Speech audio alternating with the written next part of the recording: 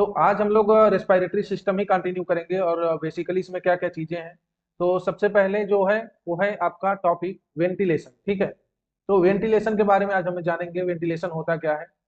तो देखिए, स्टार्ट करते हैं हम लोग लेक्चर को। तो अभी तक तो आइडिया लग गया होगा कि आपने रेस्पिरेटरी सिस्टम देखा है। तो रेस्पिरेटरी सिस्टम में जो जो टॉपिक्स हैं, यानी कि इंट्रोडक्शन है, ठीक है, इंट्रोडक्टरी पार्ट जो भी है वो आपका फर्स्ट पार्ट में मिल जाएगा। यानी कि फर्स्ट पार्ट जब आप देखेंगे तो उसमें कंप्लीट हो जाएगा। ये उसी के आगे का कंटिन्यूएशन है, यानी कि उसी के आगे से कंटिन्यू हो रहा है लेक्चर, जो लेक्चर नंबर 2 है रेस्पिरेटरी सिस्टम का। तो इसमें आज का जो टॉपिक स्टार्ट हो रहा है, आज कहाँ से? वेंटिलेशन से। ठीक, तो वेंटिलेशन देखिए क्या होता है। The word ventilation refers to circulation of air. क्या बताया है? सर्कुलेशन ऑफ एयर, यानी कि एयर का सर्कुलेशन होना। The replacement of stale air. Stale air मतलब कि जो फ्रेश एयर नहीं रहती है उसको स्टेल एयर हम कहते हैं। तो स्टेल एयर कहने का सेंस मतलब कि जैसे एक कमरा है, रूम है, वो फुल्ली एयर पैक्ड है, ठीक है, तो उसमें पहले से जो भी एयर बचा हुआ है या पहले से जो एयर भरा हुआ है उसको हम लोग क्या कहेंगे? स्टेल एयर कहेंगे। ठीक है, अब उसमें बाहर से एयर मंगाना होगा, यानी कि फ्रेश एयर आएगा, ठीक है, और जो पहले का एयर है वो बाहर निकलेगा, उसी को हम क्या कहेंगे? वेंटिलेशन कहेंगे। समझ गए? तो क्या आपने समझा कि circulation of air are the replacement of stale air. ठीक है, यानी कि स्टेल एयर यानी कि जो फ्रेश एयर नहीं है उसका क्या होना? रिप्लेस होना। किससे? With fresh air in space, यानी कि किसी भी स्पेस में फ्रेश एयर से रिप्लेस हो जाना स्टेल एयर का, उसको हम क्या कहते हैं? वेंटिलेशन कहते हैं। ठीक, तो बस आपको इतना जानना है, circulation of air are the replacement of stale air, that is the not fresh air with fresh air in a space is known as the ventilation। Clear हुआ? अब देखो वेंटिलेशन कैसा होता है। तो ventilation is a cyclic process. जैसे कोई कमरे में देखो विंडो वगैरह लगा रहता है, किसके लिए लगा रहता है? कि वेंटिलेशन होता रहे, मतलब जो रूम में या किसी स्पेस में जो पहले का एयर है वो भी क्या हो? विंडो से बाहर निकले और विंडो के थ्रू जो है एयर जो है क्या हो? अंदर आ जाए, उस स्पेस में आ जाए, उस रूम में आ जाए। ठीक है, तो इसको हम साइक्लिक प्रोसेस कहते हैं। तो ventilation is a cyclic process. क्या होता है इसमें? By which fresh air इंटर्स the lungs. अब ये लंग्स की बात हो रही है, ठीक है, यानी कि हमारे लंग्स में फ्रेश एयर क्या करता है? इंटर करता है, and an equal amount of air leaves the lungs. और उसी अमाउंट में, यानी कि उसी अमाउंट में जितना आपने एयर इंटेक किया है या फ्रेश एयर जो हमारे लंग्स में आया है, उसी के इक्वल अमाउंट में एयर जो है हमारे लंग्स को लीव करती है, मतलब वहां से बाहर निकलती है। That is known as the ventilation and it is also a cyclic process like the respiration. आपको मैंने रेस्पिरेशन बताया था ना कि रेस्पिरेशन में दो प्रोसेसेस होते हैं। First one is the inspiration and second one is the expiration. ठीक है, तो जैसा वो भी साइक्लिक प्रोसेस है वैसे हमारा वेंटिलेशन भी साइक्लिक प्रोसेस है, कोरिलेट आप कर सकते हो। ठीक है, तो फ्रेश एयर हमारे लंग्स में इंटर हुआ और उतना ही इक्वल अमाउंट में एयर जो है हमारे लंग्स को लीव की, यानी कि बाहर निकल गई। That is the ventilation. ठीक है, तो अभी आपको आइडिया लग गया होगा वेंटिलेशन का इंट्रो या डिफिनेशन वगैरह। अब देखते हैं हम लोग टाइप्स ऑफ वेंटिलेशन। ठीक है, कि वेंटिलेशन के टाइप्स कितने हैं। तो जो हमारा रेस्पिरेटरी फिजियोलॉजी चल रहा है इसमें वेंटिलेशन टू टाइप्स का बताया गया है। First one is the pulmonary and second is the alveolar. ठीक है, ध्यान से देखना, पल्मोनरी और एल्वोलर वेंटिलेशन। ठीक, पल्मोनरी वेंटिलेशन क्या होता है? तो it is the amount of air moving in. ठीक है, क्लियर? आप लोग देखिए, थोड़ा थोड़ा मार्जिन रहेगा बस यहाँ पे। ठीक है, पल्मोनरी में क्या बताया गया? It is the amount of air moving in and out of lungs in 1 minute. समझ रहे हो ना? यानी कि 1 मिनट में हमारे लंग्स में एयर क्या हो रहा है? मूव कर रहा है। कहाँ पे? अंदर मूव कर रहा है और बाहर निकल रहा है। ठीक है, इन कंडीशन ऑफ क्वाइट ब्रीदिंग। ठीक है, जब आप ब्रीदिंग को क्विट कर रहे हो, ठीक है, ब्रीदिंग को क्विट कर रहे हो, तो that is the pulmonary ventilation. क्या समझा आपने? Amount of air moving in and out of lungs in 1 minute in condition of quit breathing. जैसे आप ब्रीदिंग को क्विट करते हो, ठीक है, तो जितना अमाउंट में अंदर आता है, हमारे लंग्स में अंदर आता है एयर, और हमारे लंग्स को बाहर, हमारे लंग्स से बाहर निकलता है। That is the pulmonary ventilation. ठीक है, and it is also called respiratory minute volume. अब यहाँ से आपको फार्मूला वगैरह देखने को मिलेगा। इसको हम लोग शॉर्ट में आरएमबी बोलते हैं। RMV is known as the respiratory minute volume, और RMV stand for the respiratory minute volume. ठीक है, और मिनट वेंटिलेशन भी इसको कहा गया है। तो pulmonary ventilation is also known as the minute ventilation within 1 minute. ठीक है, जैसे आपने क्विट किया ब्रीदिंग, विद इन 1 मिनट जितना एयर हमारे लंग्स में मूव किया अंदर और जितना बाहर निकला, that is the pulmonary ventilation. ठीक है, अब चलो नेक्स्ट देखते हैं नॉर्मल वैल्यू एंड कैलकुलेशन। तो नॉर्मल वैल्यू कितनी बताई गई है? Normal value of pulmonary ventilation is 6 litre पर मिनट। ठीक है, या 6000 ml पर मिनट कह सकते हो। इसको हम कन्वर्ट करेंगे तो 6 लीटर पर मिनट आएगा। ठीक, अब हम कैसे कैलकुलेट करते हैं इसको? तो फार्मूला बताया गया है, pulmonary ventilation is equal to the tidal volume multiply by respiratory rate, ठीक है। तो हम लोग कहीं कहीं पे आप लोग शॉर्ट में देखोगे पीवी लिखा रहेगा, PV that is the pulmonary ventilation is equal to TV यानी कि tidal volume into respiratory rate R, ठीक है। तो क्या होता है यहाँ पे हमें बताया गया है कि टाइडल वॉल्यूम कितना होता है, तो टाइडल वॉल्यूम बताया गया 500 ml, ठीक है। और इसको हम मल्टीप्लाई कर देंगे रेस्पिरेटरी रेट से, तो नॉर्मल कितना होता है 12, ठीक है, पर मिनट। तो ये हो जाता है 6000 ml पर मिनट, ठीक है, यानी कि 6 लीटर के आसपास होगा। तो that is the pulmonary ventilation. समझ में आया पल्मोनरी वेंटिलेशन। अब देखो नेक्स्ट क्या आता है, एल्वोलर वेंटिलेशन। तो एल्वोलर क्या होता है, तो it is the amount of air used in gaseous exchange in alveoli पर मिनट, ठीक है। एल्वोलाई में गैसियस एक्सचेंज हो रहा है, ठीक है, पर मिनट यानी कि एक एक मिनट में, पर मिनट में, ठीक है। तो amount of air used in gaseous exchange यानी कि जो एयर गैसियस एक्सचेंज में यूज होता है, कहाँ पे, इन एल्वोलाई, एल्वोलाई में, ठीक है, पर minute, that is the alveolar ventilation. अंतर समझ में आया। इसमें एक्सचेंज ऑफ एयर कहाँ पे हो रहा है, गैसियस एक्सचेंज कहाँ पे हो रहा है, एल्वोलाई में हो रहा है।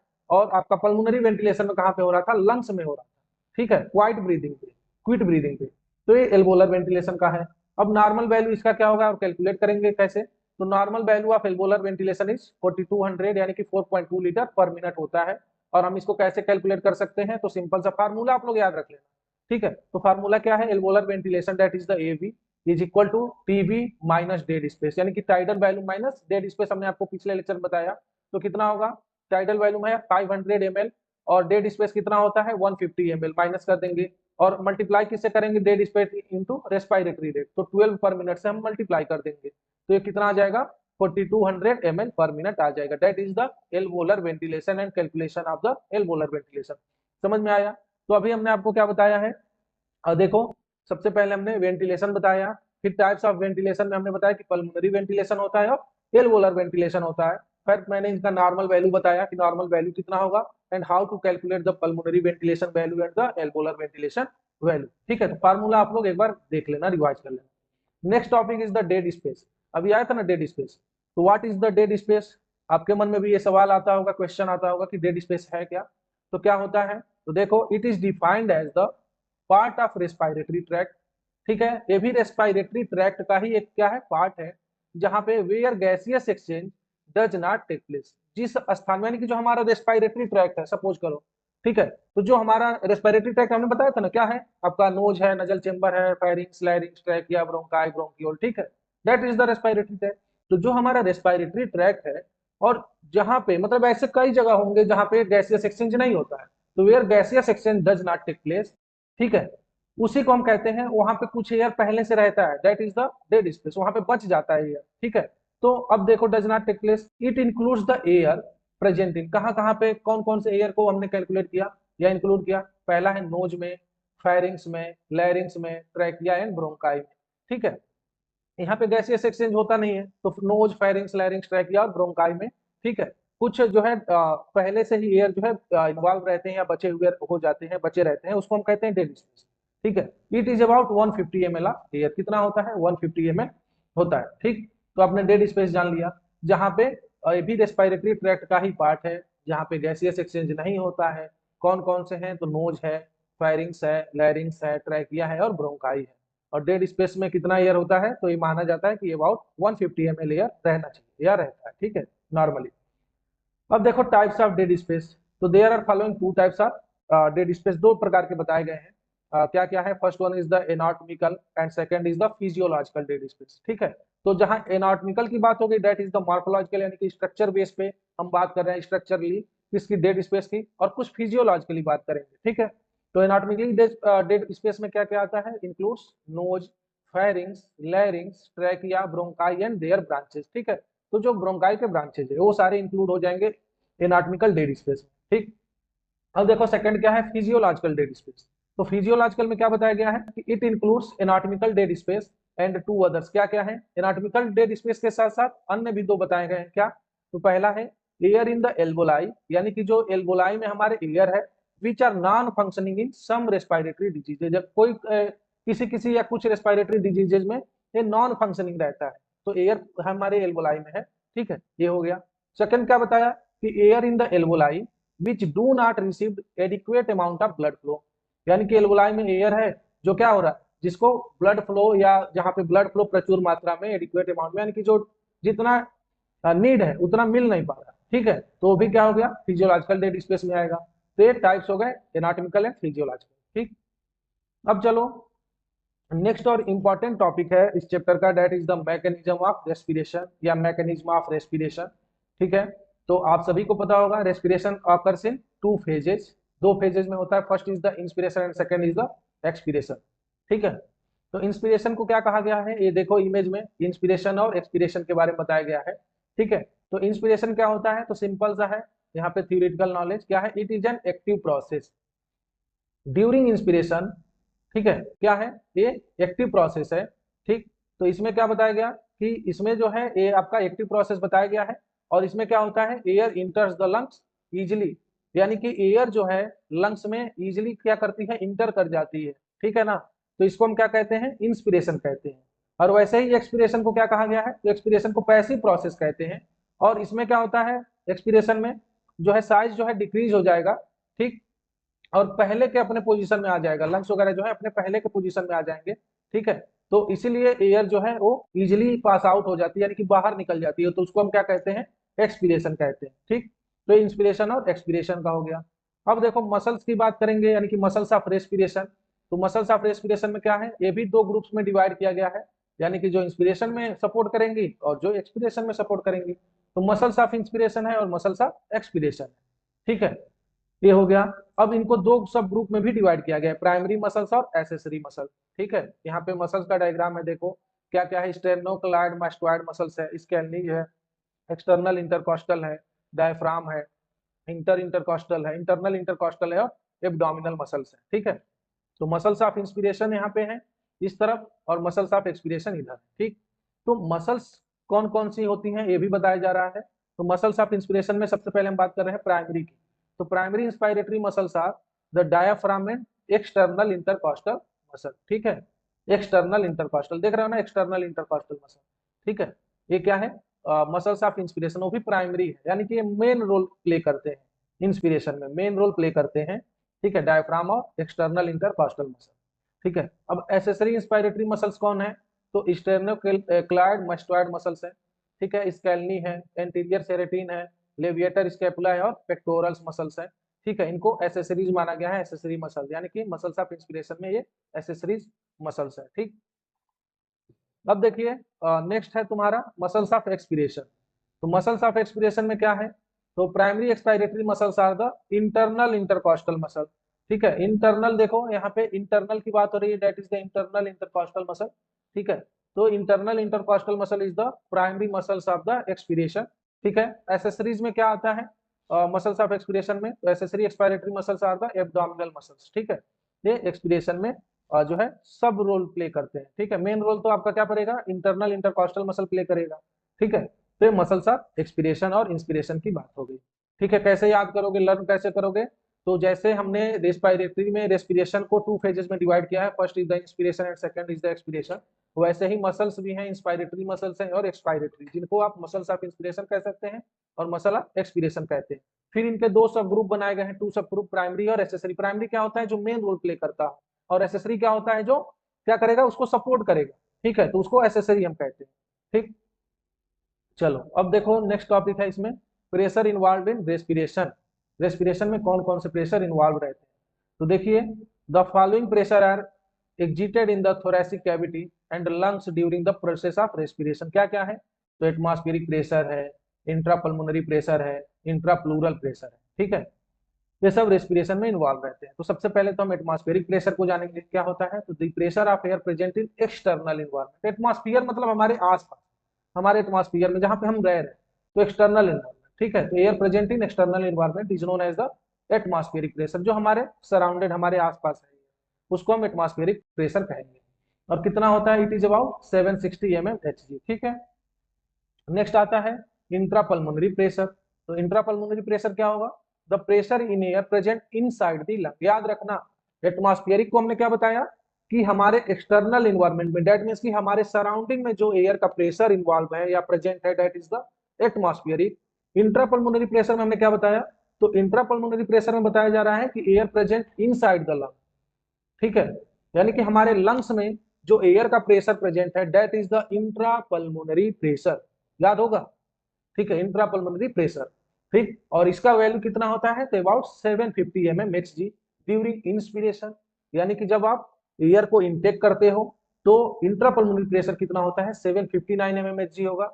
और जब आप एक्सपिरेशन करोगे यानी कि एयर को बाहर निकालते हो, that is the value of intra pulmonary pressure is about 760 mmHg during expiration. है समझ में?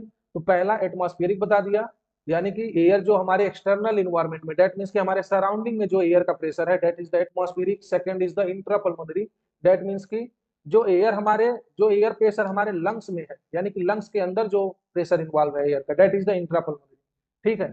थर्ड आ जाओ, इंट्राप्लूरल प्रेशर है, नाम से ही आपको आ जाना चाहिए। तो इंट्राप्लूरल में क्या बताया गया, the pressure present in between layers of pleura. Pleura मैंने बताया था, प्लूरा क्या होता है, तो फर्स्ट पार्ट आप देखेंगे तो वहां पे मैंने बताया प्लूरा को, ठीक है, बहुत अच्छे समझाया था कि covering of lungs is known as the pleura and it is about bilayer, या it is a bilayer structure. Bilayer होता है ना, उसमें दो लेयर होती है, ठीक है, इंटरनल और एक्सटर्नल, और विसरल और पैराइटल जिसको आप कहते हैं, और बीच में कैविटी रहती है जिसमें प्लूरल फ्लूइड भरा रहता है। समझ में आया? The pressure present in the layers of pleura is known as the intrapleural pressure. Clear हो गया? इसको हम लोग थोरैसिक प्रेशर के नाम से भी जानते हैं, ठीक है। और क्या होता है, इसकी वैल्यू जो होती है हमेशा निगेटिव में रहती है, यानी कि माइनस में रहती है, क्योंकि ये क्या करता है, हमारे लंग्स को कोलैप्स होने से बचाता है। अगर ये पॉजिटिव में आ जाएगा ना तो ये क्या हो जाएगा, हमारे लंग्स जो है कोलैप्स कर जाएंगे, एक दूसरे में लड़ जाएंगे, चिपक जाएंगे, कोलैप्स होगा, ठीक है। तो ये हमेशा इसकी वैल्यू जो है निगेटिव में रहेगी। क्लियर हो गया? तो मैंने जो प्रेशर इन्वॉल्व है रेस्पिरेशन में वो तीन प्रकार के हैं, या तीन हैं, एटमॉस्फेरिक, इंट्रापल्मोनरी और इंट्राप्लूरल। और एटमॉस्फेरिक क्या होता है, जो प्रेशर हमारे एक्सटर्नल इन्वायरमेंट में है, एक बार फिर रिपीट कर रहा हूँ। इंट्रापल्मोनरी क्या है, जो हमारे लंग्स में प्रेशर इन्वॉल्व है एयर का, दैट इज द इंट्रापल्मोनरी। और इंट्राप्लूरल क्या है, तो जो हमारे प्लूरा कैविटी में या प्लूरा लेयर में, प्लूरा लेयर के बीच में जो प्रेशर इन्वॉल्व है that is the intrapleural pressure, ठीक है, एयर का। चलो अब आ जाओ इवेंट्स ऑफ रेस्पिरेशन। तो जब भी हम रेस्पिरेशन की बात करेंगे वहां पे इंस्पिरेशन और एक्सपिरेशन दोनों की बात की जाएगी। तो इवेंट्स क्या है, तो इवेंट्स ऑफ इंस्पिरेशन, यानी कि इंस्पिरेशन में क्या क्या इवेंट्स होते हैं और एक्सपिरेशन में क्या क्या इवेंट होते हैं, इसको आओ समझ लो। इवेंट्स ऑफ रेस्पिरेशन में क्या है, तो सबसे पहले हम इवेंट्स ऑफ इंस्पिरेशन की बात कर रहे हैं, तो क्या है, डायफ्राम एक्सपैंड, यानी कि जो हमारा डायफ्राम है वो क्या हो रहा है, एक्सपैंड होता है। इंस्पिरेशन, एयर अंदर आएगी तो डायफ्राम क्या होगा, एक्सपैंड होगा, फैलेगा। और जब डायफ्राम फैलेगा तो क्या होगा, वॉल्यूम ऑफ लंग इंक्रीजेज, यानी कि लंग्स का जो वॉल्यूम है वो क्या करेगा, इंक्रीज करेगा, ठीक है। तो पहले डायफ्राम एक्सपैंड हुआ, ठीक है, वॉल्यूम ऑफ लंग्स इंक्रीज हुई, यानी कि लंग का वॉल्यूम इंक्रीज करेगा। उसके साथ जैसे ही इंक्रीज करता है ना तो इंट्रापल्मोनरी प्रेशर क्या होती है, डिक्रीज हो जाती है। तो इंट्रापल्मोनरी प्रेशर डिक्रीज हो जाएगी, और जैसे इंट्रापल्मोनरी प्रेशर डिक्रीज होगी एटमॉस्फेरिक एयर जो है वो अंदर आ जाएगा, ठीक है, कम्स इनसाइड, यानी कि एटमॉस्फेरिक एयर अंदर आ जाती है और इंस्पिरेशन हो जाता है। समझ में आया? तो that is the events of the inspiration, ठीक है, बहुत इजी वे में मैंने बताया। डायफ्राम एक्सपेंड होता है, लंग्स का वॉल्यूम इंक्रीज होता है, इंट्रापल्मोनरी प्रेशर डिक्रीज होता है, जिसके कारण एटमॉस्फेरिक एयर जो है वो हमारे लंग्स में आती है, और उसी को हम कहते हैं इंस्पिरेशन, ठीक है। चलो नेक्स्ट आ जाओ, इवेंट्स ऑफ एक्सपिरेशन, ठीक है। तो एक्सपिरेशन में क्या क्या प्रोसेस होता है या क्या क्या इवेंट्स होते हैं, तो देखो first is the diaphragm relax. अब आपका डायफ्राम क्या हो जाएगा, रिलैक्स हो जाएगा। और जैसे रिलैक्स होगा ना, तो क्या, रिलैक्स कहने का मतलब क्या है कि वो अपने शेप में आ जाएगा, ठीक है। एक क्या होता है, अपने शेप में, अपने नेचुरल शेप में आ जाएगा। तो जैसे डायफ्राम रिलैक्स होगा तो क्या हो जाएगा, अपने शेप में आ जाएगा। अपने शेप में आएगा तो वॉल्यूम जो है लंग्स का क्या हो जाएगा, डिक्रीज हो जाएगा, यानी कि लंग्स वॉल्यूम डिक्रीजेस, ठीक है। और जैसे लंग्स का वॉल्यूम डिक्रीज होगा उसके कारण से क्या होगा, जो इंट्रापल्मोनरी प्रेशर है वो इंक्रीज कर जाएगा। ये अंतर समझ, इंट्रापल्मोनरी प्रेशर इंक्रीज करेगा, ठीक है। और जैसे इंक्रीज करेगा तो हमारे अंदर का जो एयर है, ठीक है, यानी कि एटमॉस्फेरिक एयर जो है वो बाहर निकल जाती है, ठीक है। एटमॉस्फेरिक एयर क्या होती है, बाहर निकल जाती है, तो उसको हम क्या बोल देते हैं, एक्सपीरेशन बोल देते हैं। क्लियर हो गया ना? क्या बताया मैंने? ये अब डिफरेंस भी आ जाए एग्जाम में लिखने के लिए कि right the differences between the events of inspiration and expiration, तो आप लोग इजीली इसको बता सकते हैं, ठीक है। तो मैंने यहाँ पे आपको समझाया, इंस्पिरेशन में क्या होता है, डायफ्राम एक्सपेंड करता है, और एक्सपीरेशन में डायफ्राम रिलैक्स करता है, पहला। इंस्पिरेशन में लंग्स का वॉल्यूम इंक्रीज होता है, एक्सपिरेशन में लंग्स का वॉल्यूम डिक्रीज करता है, ऐसे याद करो, ठीक है। या प्रैक्टिकली भी सोचो तुम लोग खुद सांस एयर को अंदर लो, देखो क्या हो रहा है, और फिर एयर को बाहर निकालो, तुमको खुद जो है रियलाइज होगा। फिर क्या हो रहा है, इंस्पिरेशन में इंट्रापल्मोनरी प्रेशर डिक्रीज होता है, ठीक है। तो और इसमें क्या हो रहा है, एक्सपिरेशन में इंट्रापल्मोनरी प्रेशर इंक्रीज होता है, ठीक है। और इंस्पिरेशन में एटमॉस्फेरिक एयर अंदर आती है, एयर अंदर आएगी तभी हम उसको इंस्पिरेशन कहेंगे, और एटमॉस्फेरिक एयर क्या होती है, बाहर निकलती है, एक्सपिरेशन, ठीक है। तो that all are the events of the respiration, ठीक है, ये हो गया। अब देखो exchange of respiratory gases, exchange of respiratory gases, the exchange of respiratory gases is of four way, चार तरीके से होते हैं, क्या क्या है। तो पहला है, देखो क्या बताया गया कि entry of oxygen into the blood stream from alveoli, यानी कि एल्वोलाई से क्या हो रहा है, जो ऑक्सीजन है वो हमारे ब्लड स्ट्रीम में चला गया, ठीक है। फिर क्या हो रहा है, entry of carbon dioxide from blood stream into alveoli, यानी कि कार्बन डाइऑक्साइड जो CO2 है हमारे ब्लड स्ट्रीम से एल्वोलाई के पास आ गया, समझ रहे हो ना, ये एक्सचेंज बता रहे हैं गैसियस। फिर तीसरा क्या कह रहा है कि entry of oxygen from blood vessels to the body tissue, यानी कि ऑक्सीजन ब्लड वेसल से कहां जा रहा है, बॉडी टिश्यू को। फिर क्या हो रहा है, entry of carbon dioxide from body tissue to blood vessels, ठीक है। तो that all are the exchange of respiratory gas, और ये फोर वेज में होता है। First one is the entry of oxygen into the blood stream from alveoli, entry of CO2 यानी कि carbon dioxide from blood stream into alveoli, entry of oxygen from blood vessels to the body tissue, and entry of carbon dioxide from body tissue to blood vessel, that all are the exchange of respiratory gas. Causes क्या क्या है, तो causes of proper gaseous exchange in alveoli क्या क्या चीजें हैं। तो पहला है लार्ज सरफेस एरिया होता है एक, तो दूसरा क्या होता है, easy diffusion due to single cell thickness of alveoli, में सिंगल सेल थिकनेस है, और रिच ब्लड सप्लाई होती है, ये सबसे मेन कारण है, ठीक है, जो गैसियस एक्सचेंज होता है एल्वोलाई में, यानी कि रिच ब्लड सप्लाई होती है, ठीक। तो causes of proper gaseous exchange in alveoli, ठीक है। तो क्या क्या मैंने आपको बता दिया, सबसे पहले तो मैंने आपको वेंटिलेशन बताया, ठीक है। वेंटिलेशन क्या होता है, वेंटिलेशन एग्जाम में पूछ भी सकता है, मोस्ट इंपॉर्टेंट क्वेश्चन है, 5 मार्क्स का क्वेश्चन आ सकता है। तो उसमें आपको वेंटिलेशन का definition and types of ventilation बताना होगा, ठीक है। उसके साथ साथ आपको जो है pulmonary ventilation, normal value and calculation, alveolar ventilation और उनका नॉर्मल वैल्यू और कैलकुलेट कैसे करते हैं इसको जाना। फिर मैंने बताया आपको डेड स्पेस क्या होता है एंड उसके टाइप्स क्या क्या है। फिर मैंने मैकेनिज्म ऑफ रेस्पिरेशन आपको बताया कि मैकेनिज्म क्या क्या है, ठीक है। और मसल्स ऑफ रेस्पिरेशन, तो मसल्स ऑफ रेस्पिरेशन की बात हो रही है, तो muscles of inspiration and muscle of expiration दोनों यहाँ पे कवर हो गए, ठीक है। और प्रेशर इन्वॉल्व इन रेस्पिरेशन, क्या क्या प्रेशर हमारे रेस्पिरेशन में इन्वॉल्व रहते हैं, इसकी बात हुई, ठीक है। और इवेंट्स ऑफ रेस्पिरेशन की बात हुई, और exchange of respiratory gases and causes of proper gaseous exchange in alveoli. तो ये सारे टॉपिक्स इस लेक्चर में कवर हो गए, इसके आगे से हम लोग नेक्स्ट लेक्चर में कंटिन्यू करेंगे, तब तक आप लोग रिवाइज करते रहिए, ठीक है। और कोई भी डाउट रहेगी तो आप लोग हमारे ग्रुप से जुड़ सकते हैं, ग्रुप में जो है क्वेश्चन